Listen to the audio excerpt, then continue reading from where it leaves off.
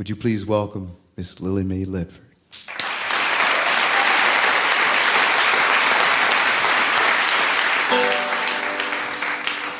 Well, friends, thank you.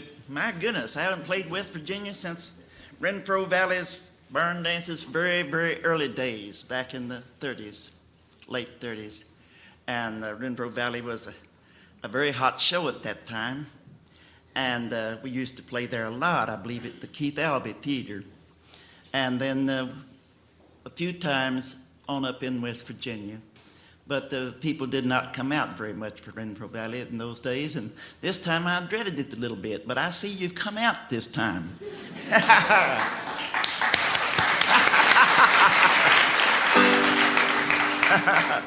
Here's something us girls used to sing together. Now I have to sing by myself.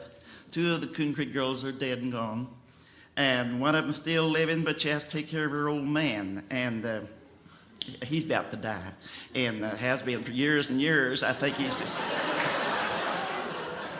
just playing possum, make her stay home, take care of it.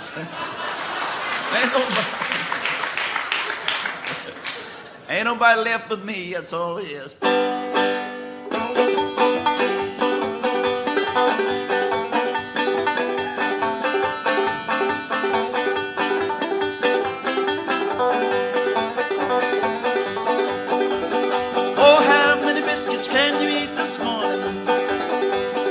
Biscuits can you eat this evening?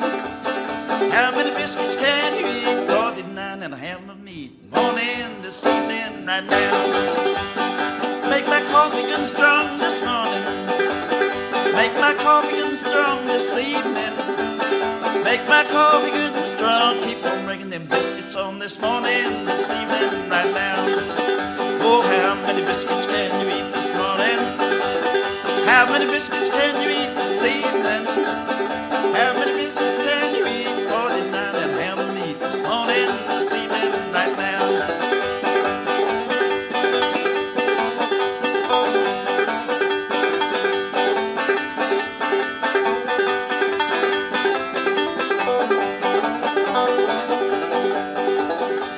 Love my wife and love my baby this morning.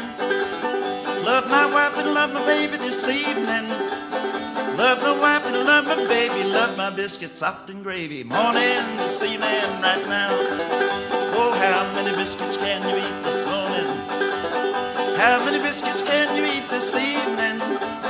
How many biscuits can you eat? 49 and a half of meat. Morning, this evening, right now. Well. Woo!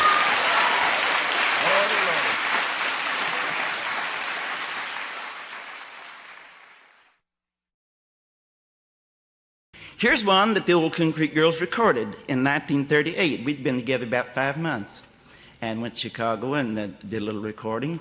And this old song was one that we just had one verse of it, and it was a man's song. I'm going around this world with a banjo picking girl, and going around this world, baby mine. And my brother, he'd brought it back from Pike County when he went up there to work. And he'd pick a while and he'd sing that one verse a while. Well, us girls sat down with Mr. Larry and we made up, I guess 30, 40 verses of that and had a lot of fun doing it. And we finally got right silly with it and quit and just saved about 8 verses of it for our recording session. We knew that was coming up. This is one of them, Banjo Picking Girl.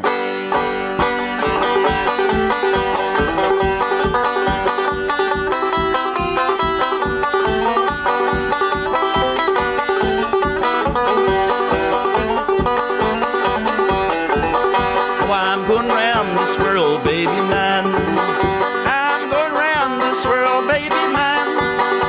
I'm going round this world, I'll be a banjo picking girl. I'm going round this world, baby mine. Oh, I'm going Tennessee, baby mine. I'm going Tennessee, baby mine. I'm going Tennessee, don't you try to follow me. I'm going Tennessee, baby mine.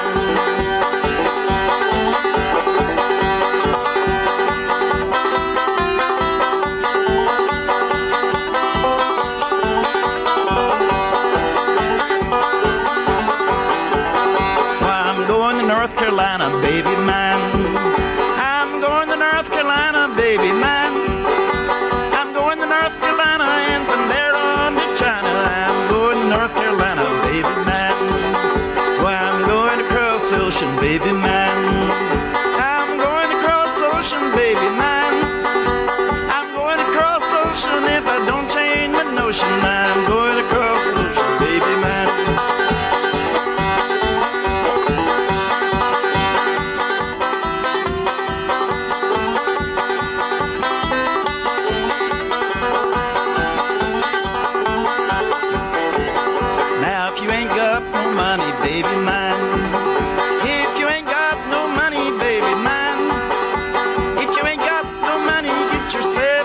honey, I'm going round this world, baby mine.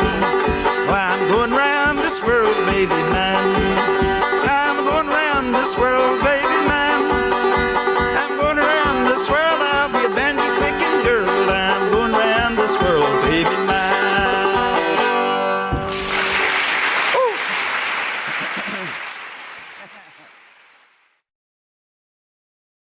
The Coon Creek Girls all had flower names, Lily Mae, Rosie, Violet, and Daisy, and we were very proud of that because we'd done that ourselves. Mr. Larry didn't have anything to say about that.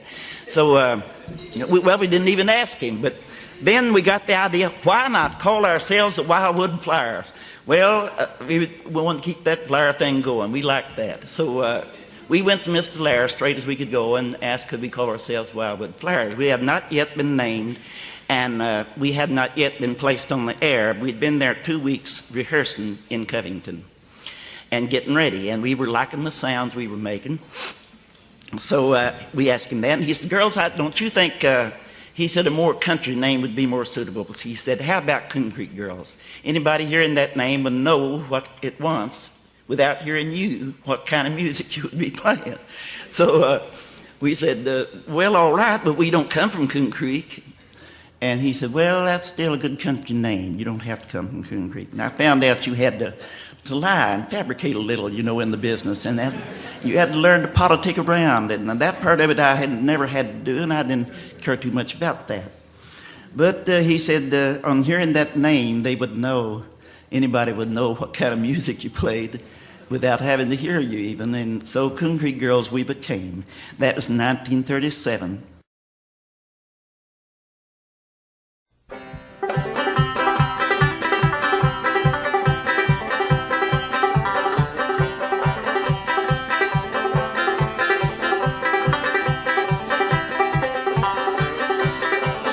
Well, I ain't gonna work tomorrow, and I ain't gonna work today.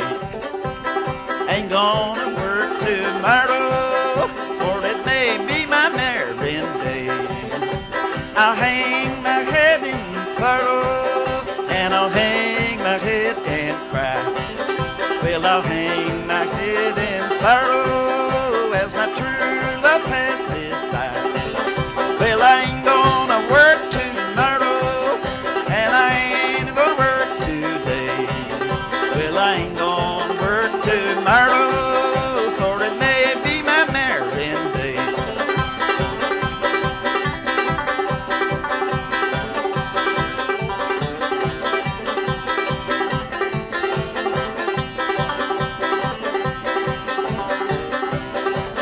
Can't you hear my banjo ringing? Can't you hear this mournful sound? Can't you hear them pretty girls singing as they stand on the cold, cold ground? Well, I ain't gonna work tomorrow, and I ain't gonna work today. Well, I ain't gonna work tomorrow, for it may be my birthday.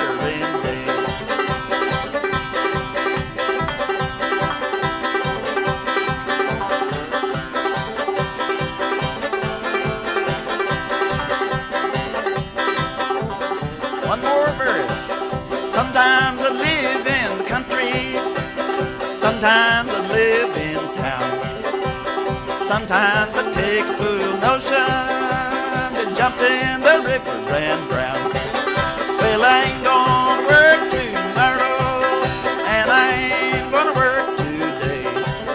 Well, I ain't gonna work tomorrow, for it may be my birthday day. Or it may be my birthday day. Woo! Yeah! Lordy, Lordy.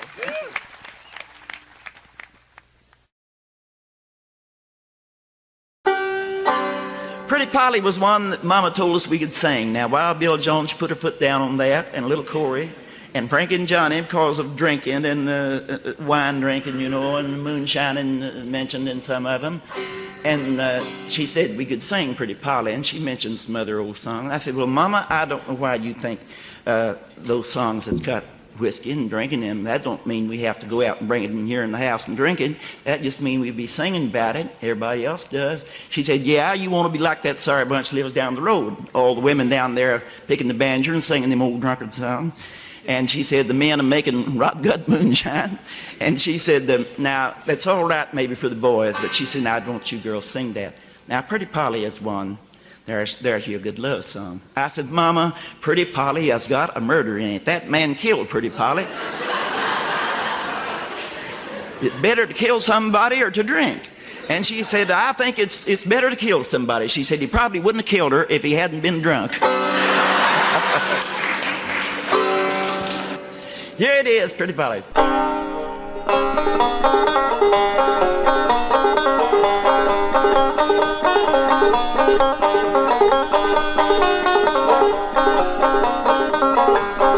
Where is Pretty Polly? Oh, yonder she stands. Where is Pretty Polly? Oh, yonder she stands. Gold diamonds on her fingers and her little white hand. Polly, Pretty Polly, come take a walk with me. Polly, Pretty Polly, come go along with me. Before we get married, some pleasure to see. I led her over hills and valleys so deep. I led her over hills and valleys so deep. And then Pretty Polly, she began to weep. Willie, oh Willie, I'm afraid of your way. Willie, oh Willie, I'm afraid of your way.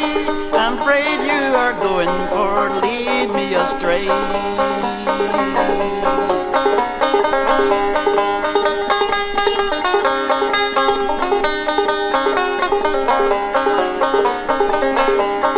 Polly, Pretty Polly, your guess is about right. Polly, Pretty Polly, your guess is about right. I dug on your grave the biggest part of last night. We went a little further, and what did she spy? We went a little further, and what did she spy? A newly dug grave with a spade lying by. Threw her arms around me and begged for her life. She threw her arms around me and begged for her life. So deep into her bosom I plunged the fatal knife. She fell to the ground and the blood it did flow. She fell to the ground and the blood it did flow. And then to her grave Pretty Polly did go.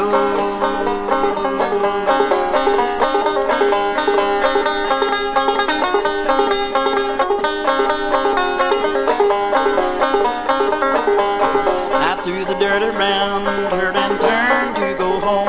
I threw the dirt around her and turned to go home, and left Pretty Polly with the birds to weep and mourn. Now to the devil a debt I must pay, and now to the devil a debt I must pay, for killing Pretty Polly and running away.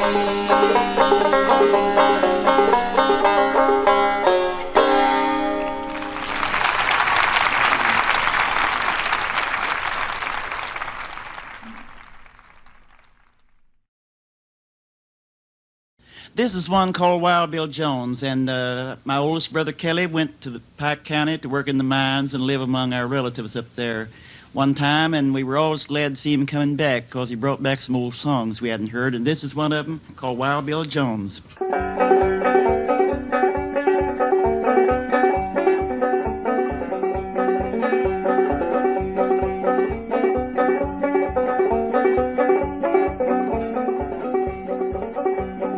I went out just a walking about, and I walked upon that Wild Bill Jones. He was walking and talking with his true love, Lucille. I told him to leave her alone. He said my age, just 21, too old for to be controlled. I I drew my revolver from my side. I destroyed that poor boy's soul. Well, he kicked and he scrambled and he fell to the ground. He gave one dying moan. I turned around to my true love, Lucille, saying, darling, you'll be left alone.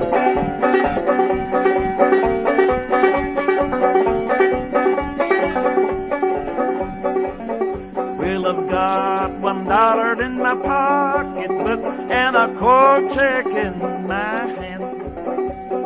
Come on, boys, let's all take a drink while I got this money for a spin. Pass around that little brown jug and we'll all get on a spree. For the day was the last of that Wild Bill Jones. Tomorrow'll be the last of me.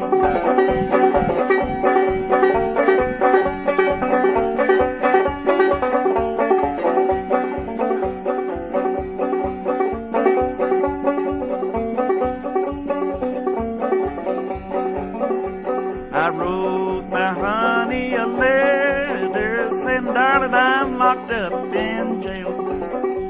My honey, she wrote me a letter saying, darling, can't you get bail?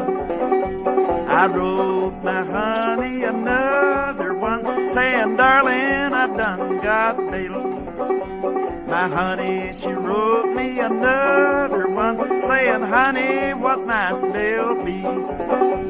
My woman, she sent me a $10 bill, said, honey, come back home to me.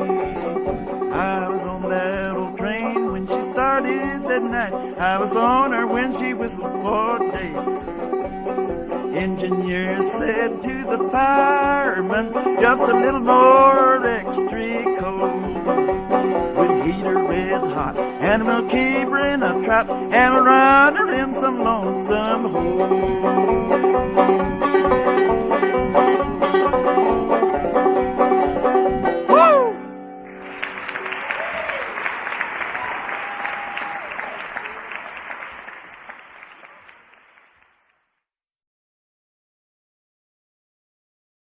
I remember that one of my teachers once, and she's my cousin, and she's a very stern teacher, but a very, very good one. So my brother and sister said they were good students.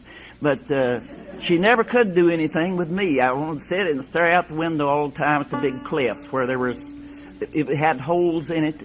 This cliff did, and it was called the Jewel Rock, because a man by the name of Jewel had jumped from it and committed suicide at one time. So it was called the Jewel Rock, and I would sit there, and pretty soon I'd begin to have fantasies about little green dwarfs coming out of those holes, and they would live in there, you know, and they'd come out and play fiddles and play music, and I'd get so carried away in my fantasies that I could just see them. And about that time, the teacher everybody else would be working on their exams and things like that.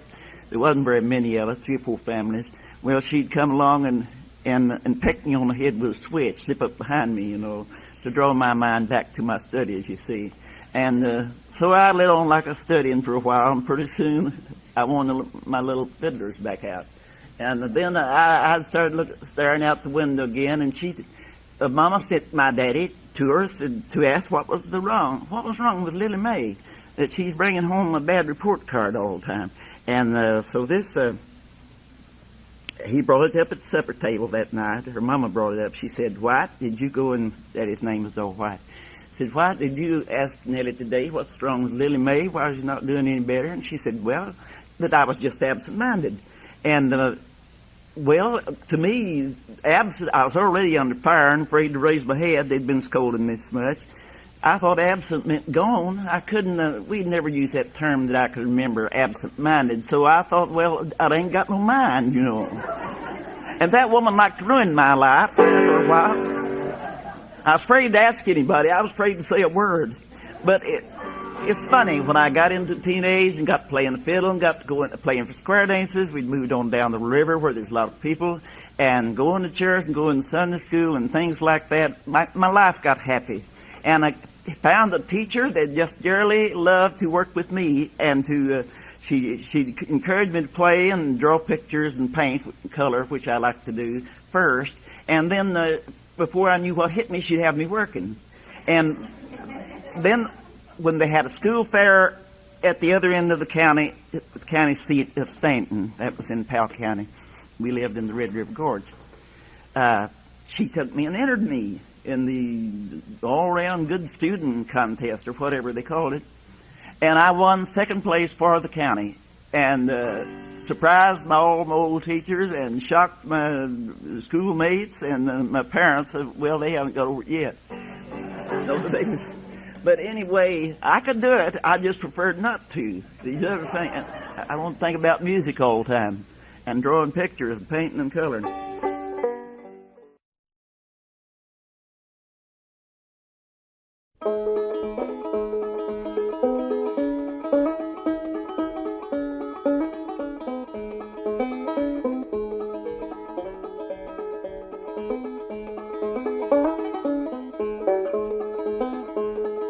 I was born in East Virginia, North Carolina I did go. Fell in love with a fair young maiden. Her name I did not know. Her hair was dark brown curly, her cheeks were rosy red. On her breast she wore a snow white lily. Thousand tears I know I shed.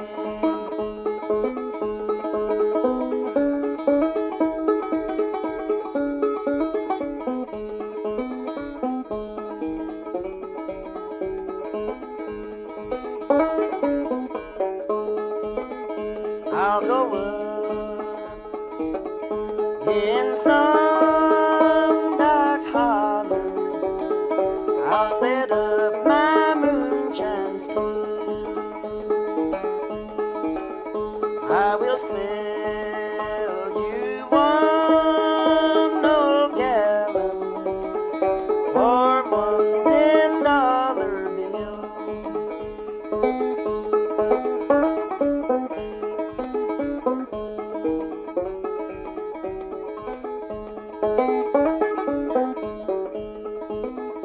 I'd rather be dead in my coffin, my pale face turned toward the sun, than to think that you love some other when you promised to be mine.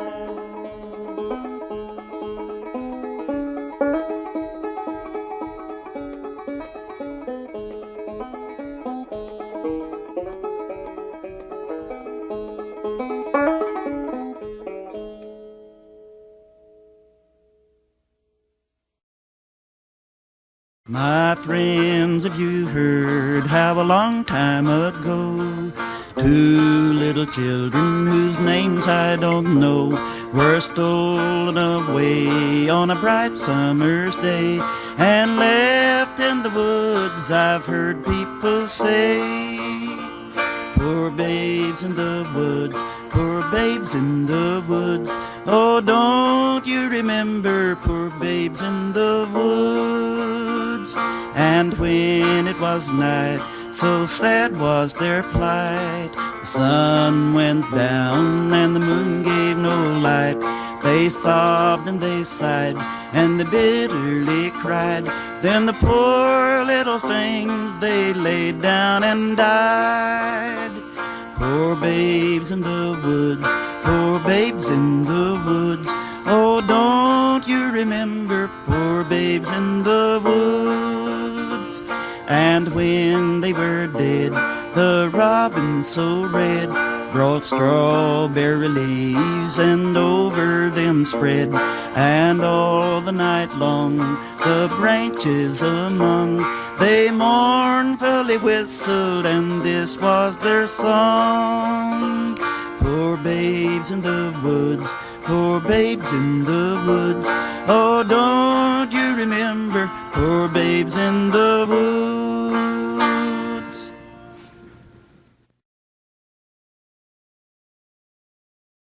I want you to know I've had the best time, best good homecoming feel here today, and kind of get and talk to people I used to know and strangers too that wanted just to talk.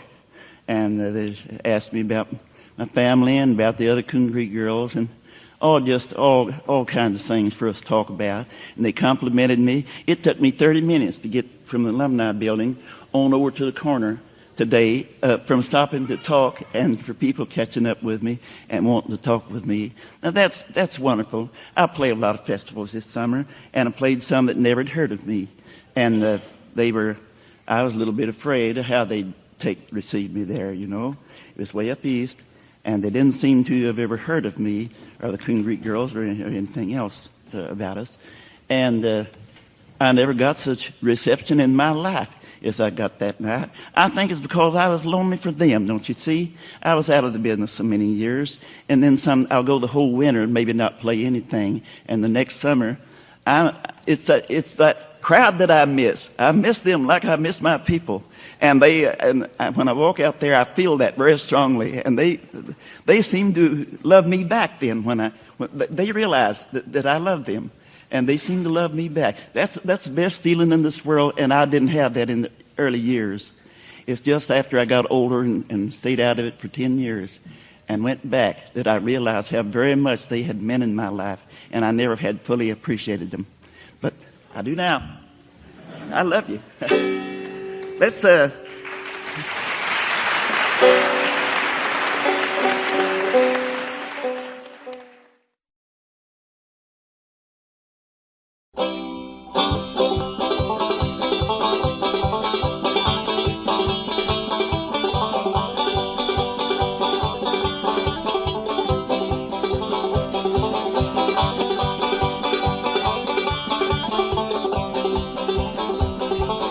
Little birdie, little birdie, what makes your wings so blue?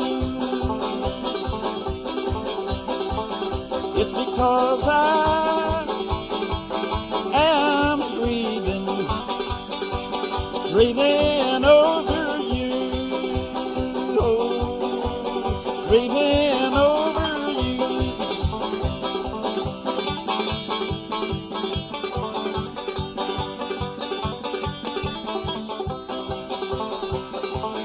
Little birdie,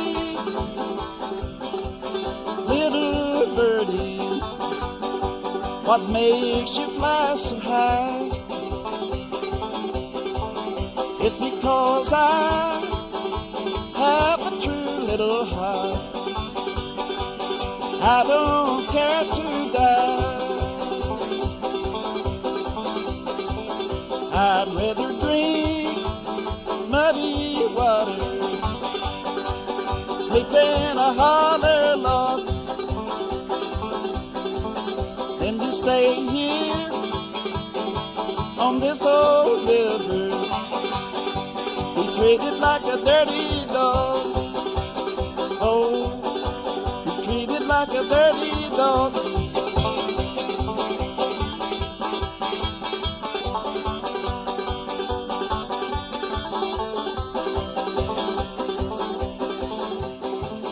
Little birdie,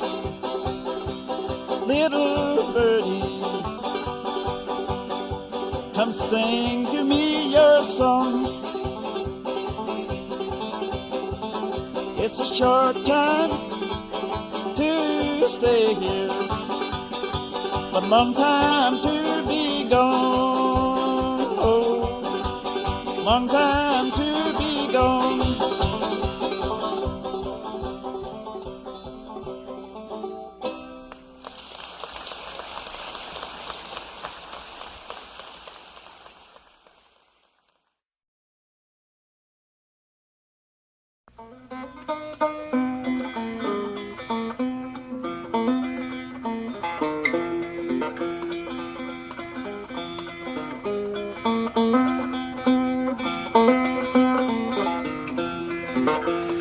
oh mother, come tell me this riddle, unriddle it all as one. Must I go marry fair Ellender, or bring the brown girl home? The brown girl, she has house and land, fair Ellender, she has none. I warn you on my blessing, Sir Thomas, go bring the brown girl home. Go saddle up my milk-white steed, go saddle him up for me. I'll go and buy fair Ellender, my wedding for to see.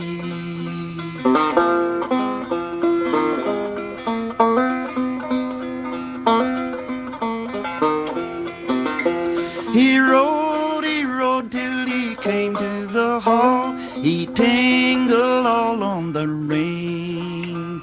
Nobody so ready as fair Ellender to rise and bid him come in.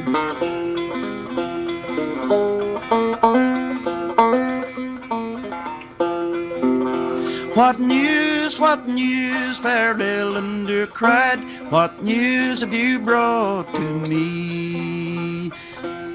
I've come to invite you to my wedding, is that good news for thee?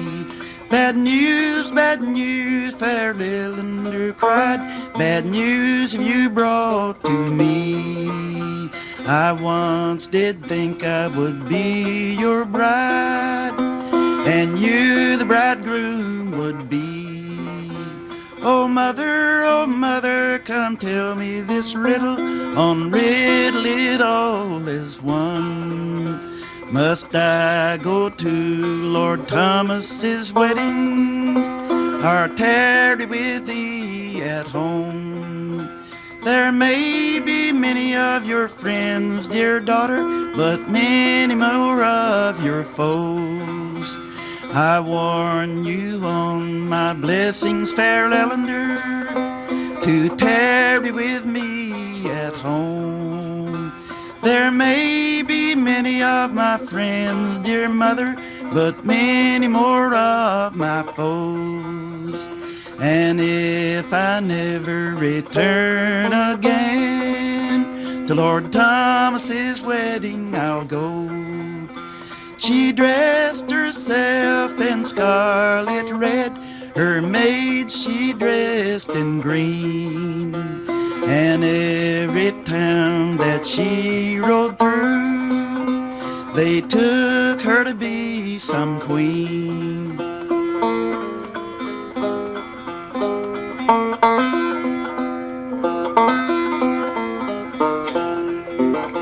She rode till she came to the hall. She tingled all on the ring. Nobody so ready as Lord Thomas to rise and bid her come in. He took her by her lily white hand and led her into the hall. He seated her on a golden chair among the fine ladies all. Is this your bride, fair Ellender cried, that looks so wondrously brown? You once could have married as fair a lady as ever the sun shone on.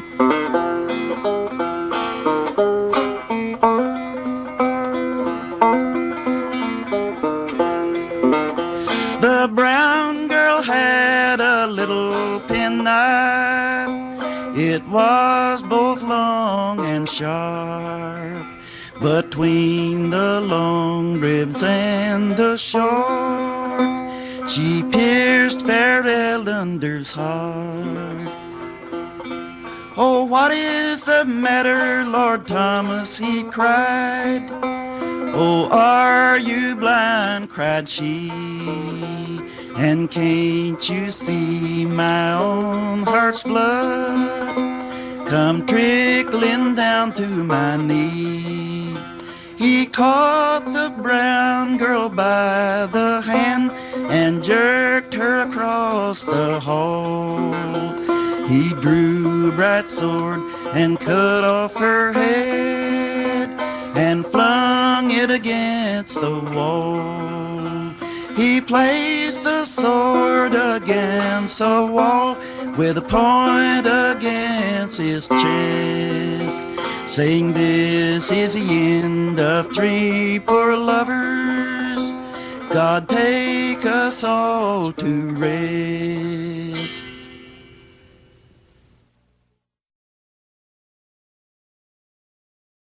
I thought I'd tell you something that happened to us. As Laura Jones told you a while ago, a great honor was bestowed on the Coon Creek Girls in 1939. We'd been together 2 years almost. And it all stemmed from that festival we did in Washington where we thought nobody liked us. But there was somebody there that did. And one day Mr. Lair called us over to his office. "Girls, come over here right quick." He said, "I've got some good news for you." And we thought, "Oh, goody, we're going to get a raise, we're going to get a raise." Well, we went over there just flying, but that wasn't what it was, but it was something we had never dared dream possible. Mrs. Roosevelt was planning an after-dinner concert in honor of the King and Queen of England. That was King George VI and Queen Elizabeth, parents of the present reigning queen. They were to pay their first visit to this country and to the White House. And she wanted to give them an all-American concert after dinner. And she was to have Lawrence Tippett for the opera tenor, and Marian Anderson was to do the classical, and Kate Smith was to do the popular songs, Alan Lomax was to do the Western folk songs, and the Coon Creek Girls she had chosen from the festival as she was attending, and we didn't know it, of course, to do Appalachian music. And then there was 100 black people from there in Washington. And I think they were from various churches there in Washington. They were to sing the Southern Spirituals. And there was 16 square dancers, I believe, from Asheville, North Carolina, there with Bascom Lamar Lunsford. And the Coon Creek Girls were to play the music for them. And that was to wind up the concert. We got there 2 days early so we could go out and rehearse. And one day out at the White House, at different places, and then finally to the East Ballroom. And there was a committee in charge of us, a man, 2 men and a woman. And they were very nervous for fear of the Coon Creek Girls, being little country girls, would do something to embarrass their majesties and the Roosevelts. Well, they followed us around all day, rehearsing us, and just on every step or every move that we made, we wasn't a bit nervous. We were highly confident of ourselves. But we were getting to get that way a little bit and wondered what's so almighty about it all, you know. We hadn't been interested in the presidents and the king and queen much before, but we began to realize we were getting into something there. But that night, they sent a limousine for us. And by the time we got there, the gate swung wide and let the limousine in, had the organizing committee and the Coon Creek Girls and all their instruments in there. And we had dressed and primped ourselves in our street dresses we wore. And we wore them, we had some of them made and some of them we bought, matched our names. I wore a white one, Rose wore a pink one, Rosie wore a pink one, Daisy wore one, the green one with daisies printed all over it, and Violet wore a purple and lavender one that she had made. And we trimmed them up with a bit of lace, you know, and we wore low-heel shoes. And Mr. Lair asked us not to wear white shoes, and we also told us not to wear the long calico dresses we wore on the stage that he had us wear, nor the high-top shoes, nor the ribbon bows in our hair. To go with our old-time music, we wore old-timey dresses. And he said the organizing committee thought it could be shocking to the Queen, and she should not be subjected to calico. So, well, The show was underway when we got there, but first, I'll tell you what a hassle we had at the gates when they wouldn't let Mr. Laird in. The committee had told him, you might get in by putting the bass fiddle in your car, and you and Mrs. Laird follow our car. And said, when we get to the gates, it'll be heavily guarded. And said, you'll have to explain, and they may have to make a call or something to get you in. So sure enough, they swung wide for us, and we drove on in. And Mr. Laird, they stopped his car at once, and they hauled the bass fiddle out of there, and they took the case off of it. They looked in all the pockets of it. You know, the cases have pockets. They're made out of canvas. And looked in all the pockets, and they shook the bass fiddle, shone a flashlight down in it. We stopped and waited and watched to see if he's going to make it through. And we finally saw him come on with his bass fiddle, walking, and they turned Mrs. Laird back. And she cried, and she went back to the hotel to wait for us. And Mr. Laird come along behind us, toting bass fiddle. Well, that was kind of funny to us because we thought, well, back home he's king, and we were the subjects, the little kids, you know. It'd have been him in the limousine and us toting bass fiddle. Now, well, we had a lot of laughs about that, and there were some other guards planted along the driveway, and he'd have another hassle, and we'd have to stop and wait on him till he got through that one. But he finally got in there with it, and we all got in. By that time, Kate Smith was finishing her song. And then next was to be out on Lomax. And each was to have 3 numbers. So we were ushered up there in the middle of out on Lomax's Western song, Old Chisholm Trail, his last one. Then they announced us formally. I believe all they said was, Coon Creek Girls. Somebody in uniform. And monkey suit. Well, anyway, we ran out there and lit right in. How many biscuits can you eat? That's what they told us that Ms. Roosevelt wanted. She'd heard us do that at the festival, and we started picking and singing. And we'd been told, now you won't get to see the king and queen. Now the other performers were talking. There was some envy, you know, which is natural. You won't get to see the king and queen. No, they and the Roosevelts, they'll be behind a veiled place, and they can see you, but you can't see them. And so we didn't look for them, but we were looking at the splendor in this great, beautiful East Ballroom, and all those lovely gowns and jewels and fancy hairdos, and the men in their white ties and tails, and everybody sitting up straight and looking their best. And I'm sure that we were pretty awed by what we were seeing, and it wasn't exactly like playing schoolhouse where everybody stomped and hollered and whistled and patted their hands and grinned and laughed, you know, and we all had a big time. We saw it wasn't to be that way.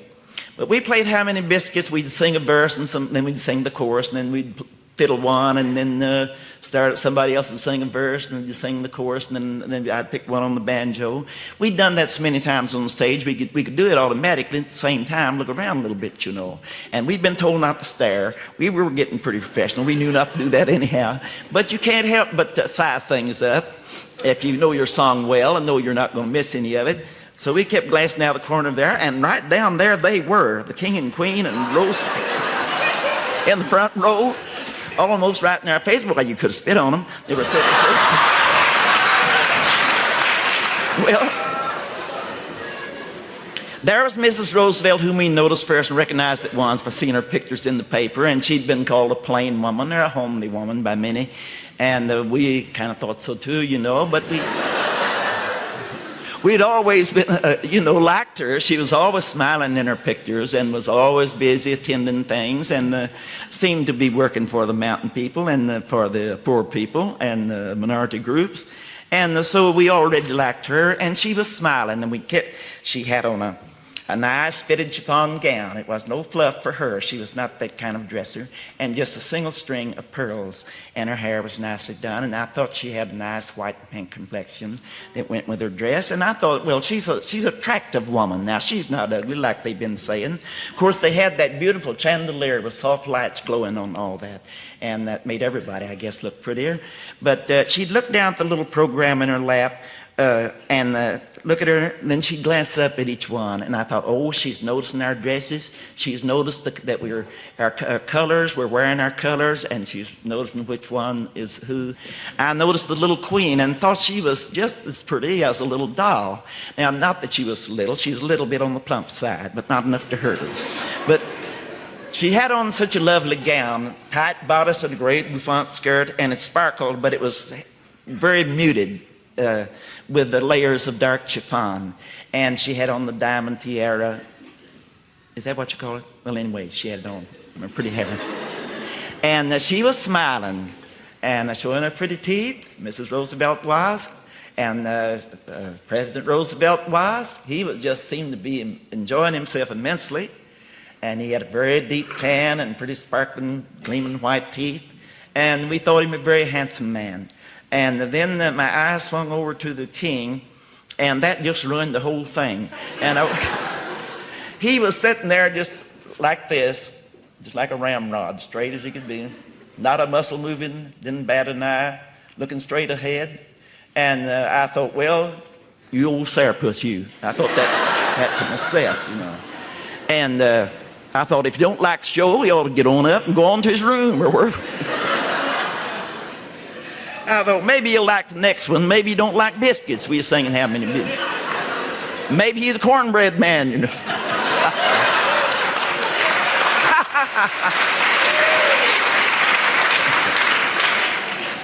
Well, I thought, well, I'm not going to look at him more. That'll ruin the whole thing. And I like to drop a couple stitches on my banjo looking at him that time. So we went on and sung our Soldier and the Lady. That had been chosen as an English ballad for the king and queen. And then our third number was Get Along Home Cindy, and we were told that that was President Roosevelt's favorite folk song, and I believe that it was. I remember that he recrossed his legs and got himself all set to enjoy himself, and he did smile broadly all the way through that. We felt encouraged, and I thought, well, I'll not look at the king no more, but it seemed like I just had to check on him one more time. Well, I swung my eye back, you know, to the right where he was sitting, and he's looking exactly the same way, not a bit happier than he was a while ago, you know. But I glanced down and caught him patting his foot. I thought, uh-oh, we got him. So then the 100 black folks were doing the spirituals, and they sung Wade in the Water, a sound I'll never forget. I remember that steady pound, that rhythm they were doing with their voices. That was a great sound to me. Then they put on the square dancers, and boy, they just tore up that stage, and it was a large one to hold 16 dancers. And us girls got off to the side and played for them. They wanted it fast, and we give it to them. And so that was the end of our concert, except the orchestra played God Save the King, and everybody stood. And I was liking him a little better, you know, than I did before, because if I hadn't been, I'd have thought I'd just soon they'd save somebody else, you know. But anyway, we went on back downstairs. We circled the big stage, went on around behind it, and back down to the dressing room, where we were served caviar sandwiches and raspberry punch. That was our first caviar ever.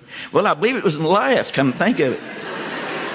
And it's not getting any cheaper, and I guess never will get any more of it. But I happened to look down and noticed Sis we had to wear silk hose that night. We were used to wearing cotton hose under those high-top shoes, and we had to take our money on stage with us. We didn't want to take pocketbooks on the stage. So we would stick money somewhere in our clothing, usually in our shoe, and under our garter. You wore garters in those days, and roll the stocking around them. Well, those old cotton stockings would hold money if you tuck it under them. But the silk hose, it had worked loose, and I looked down, and Sis had a $20 bill on the front of her leg. Well, I said, Sis, Lord have mercy, what in this world did you put that in your stocking for?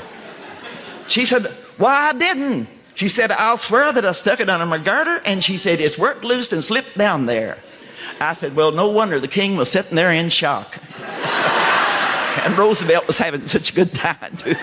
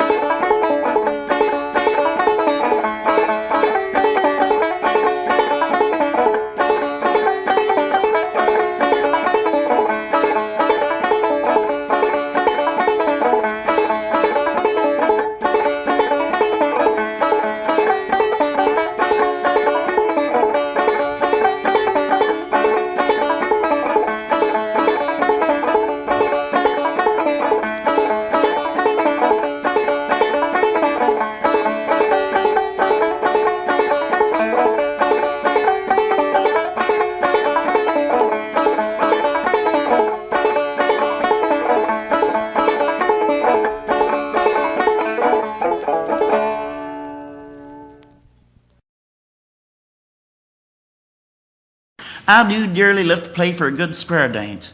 And when we lived back on Red River in Appal County of Kentucky, it's where we grew up. They had them all the time. And that was another thing, a bad word for Mama, is dancing and string music had never been allowed in her home because Grandpa was a fierce old man and he was a hard-shell Baptist and didn't allow none of that. And so that's what made Mama so hard on us, especially us girls, when we started picking up music, you know. And then especially the dancing. They were having dances down the river, and we'd hear about them and would give anything to go. My daddy wanted us to because they'd always danced and played music in their home, and so he didn't see any wrong with it. So we moved on down the river one time, and boy, the fat was in the fire.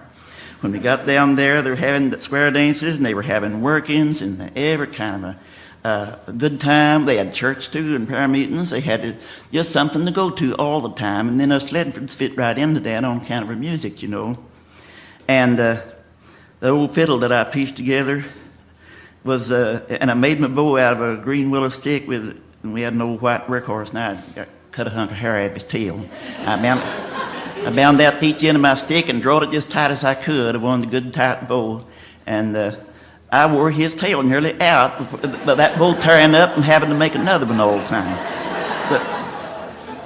But anyway, in 6 months' time, I was playing for the square dances there on the river, because my daddy had got a hold of $7, and you could order one from one of the sales catalogs, you know, for that price at that time. You get a bow and fiddle both for $7. That's what he paid for it. And it was pretty good fiddle. And Coin, my brother, took up fiddling. Then my fiddle finally fell apart, and we'd just swap. I'd play the dances a while, and then he'd play. And we got to winning fiddling contests they'd have down at Stanton at the county seat. When a band would play there, they'd have a little amateur contest, you know, or a fiddle contest. And friends would take me and Coin down there, and we'd both enter. And if he didn't win it, I would, and so on. I'll do Sally Goodin.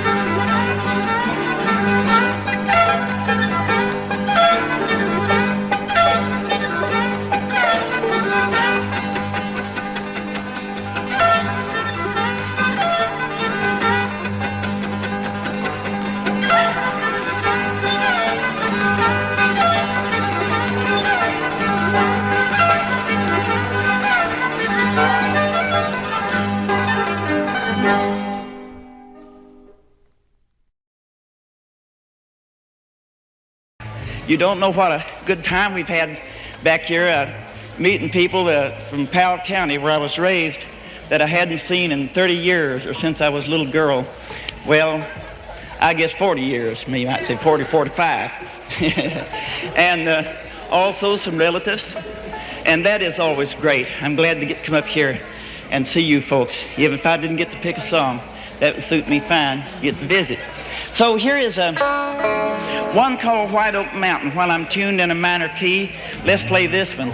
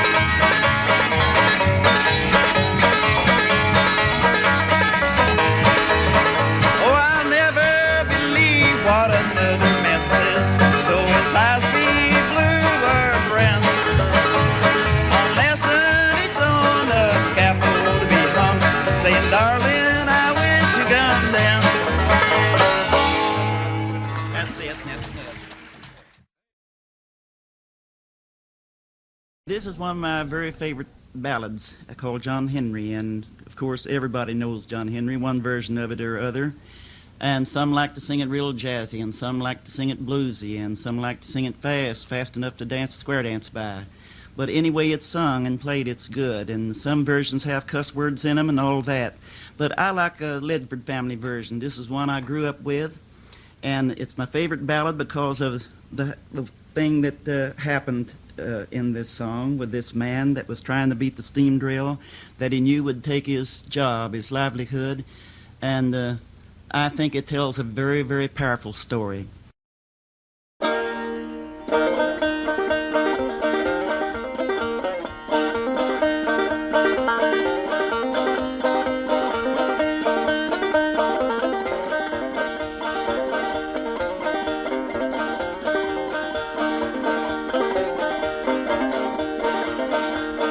When John Henry was a little bitty boy, sitting on his papa's knee, he said the big man will come along the C&O road. It's gonna be the death of me, Lord, Lord. It's gonna be the death of me.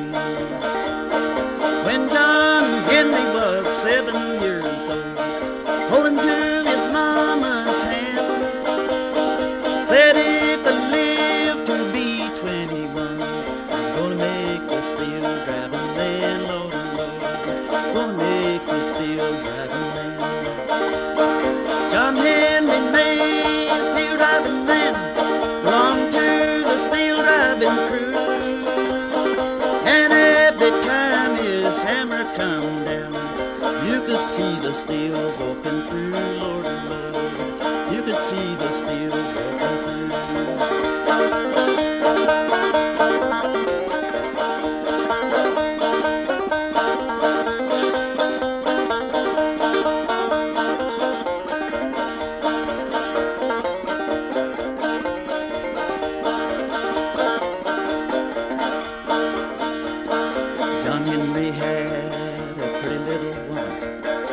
her name was Polly Ann.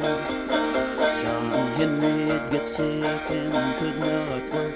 Little Polly drew steel like a man, Lord and Lord.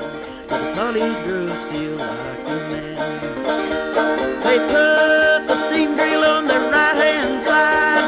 They put John Henry on the left. He said, before I left, that steam drill beat me down.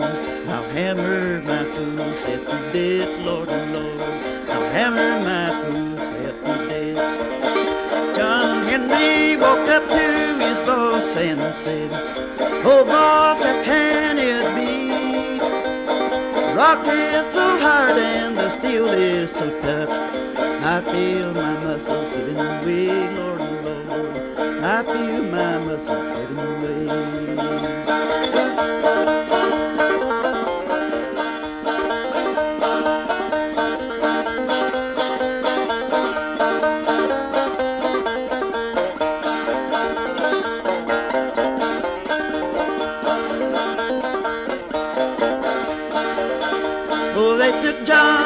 Henry to the steep hillside. He looked to the heavens above. He said, take my hammer and wrap it in gold. Give it to the girl I love, Lord and Lord. Give it to the girl I love. Oh, they took his hammer and they wrapped it in gold. They gave it to Polly Ann. The very last word John Henry ever said to her was, Polly, do the best you can, Lord, oh Lord. Polly, do the best you can. If I die, railroad man will bury me under the tide, so I can hear roll number 4 as she goes rolling by, Lord, oh Lord, as she goes rolling by. But if I die, a steel driving man, go bury me under the sand, with a pick and a shovel at my head and feet, a 9-pound hammer in my hand, Lord and Lord, 9-pound hammer in my hand, with a 9-pound hammer in my hand, Lord and Lord, 9-pound hammer in my hand.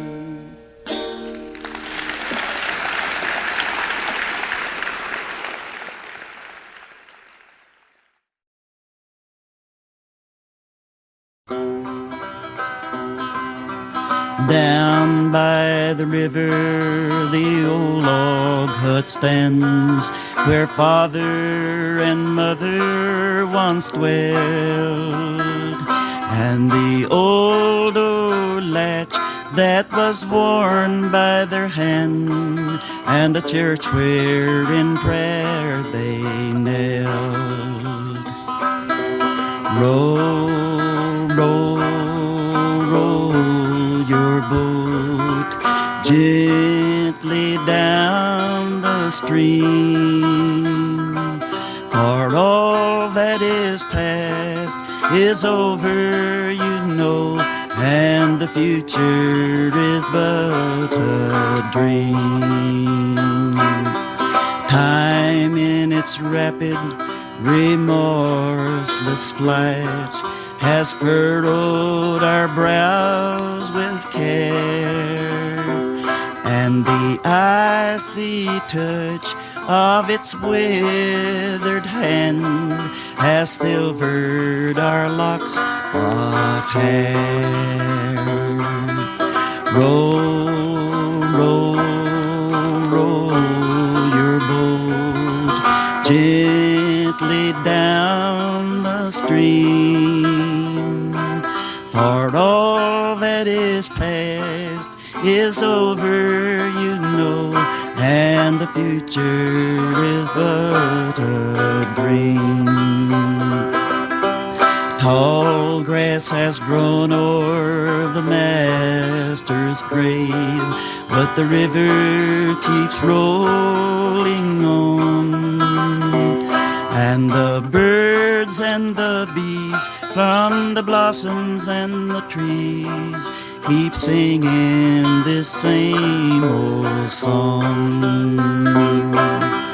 Row, row, row your boat gently down the stream, for all that is past is over, you know, and the future is but a dream.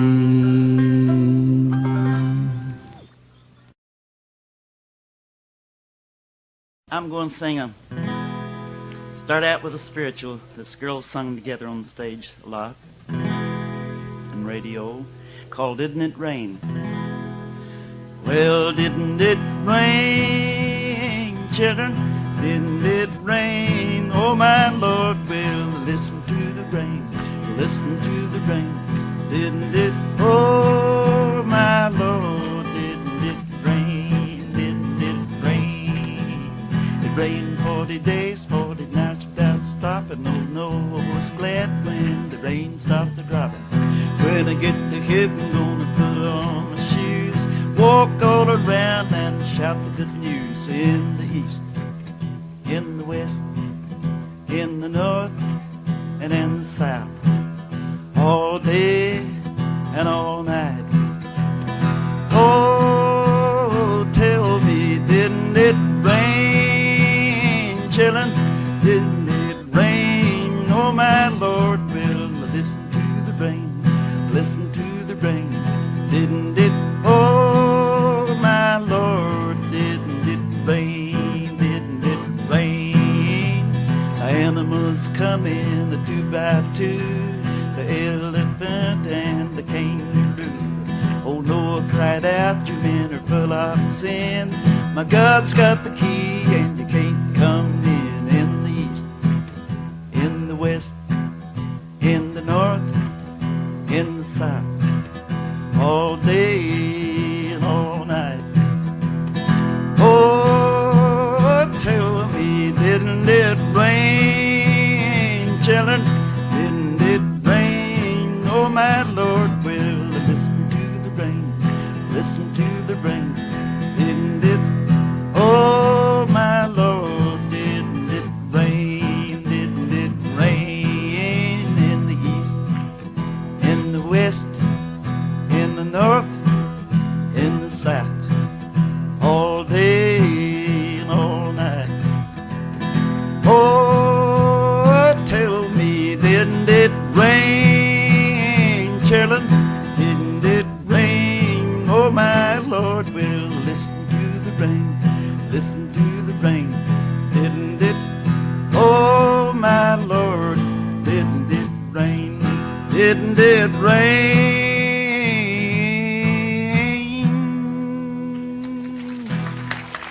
Ha.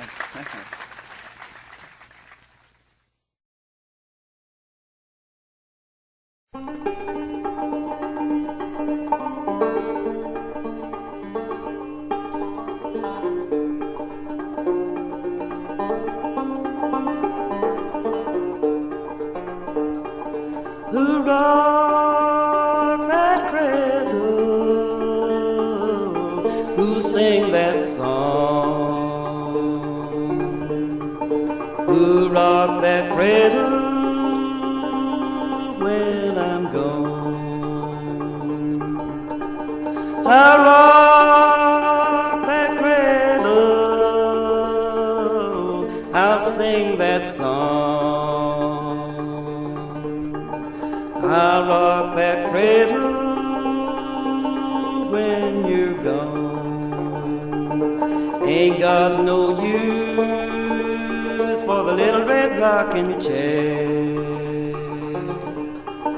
Got no sugar, honey, baby, here.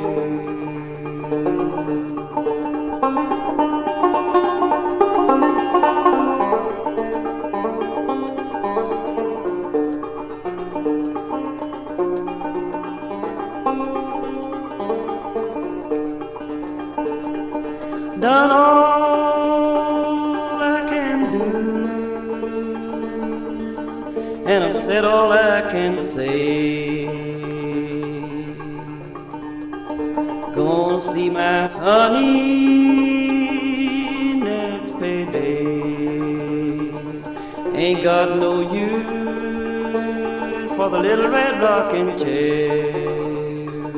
Got no sugar, honey, baby, here.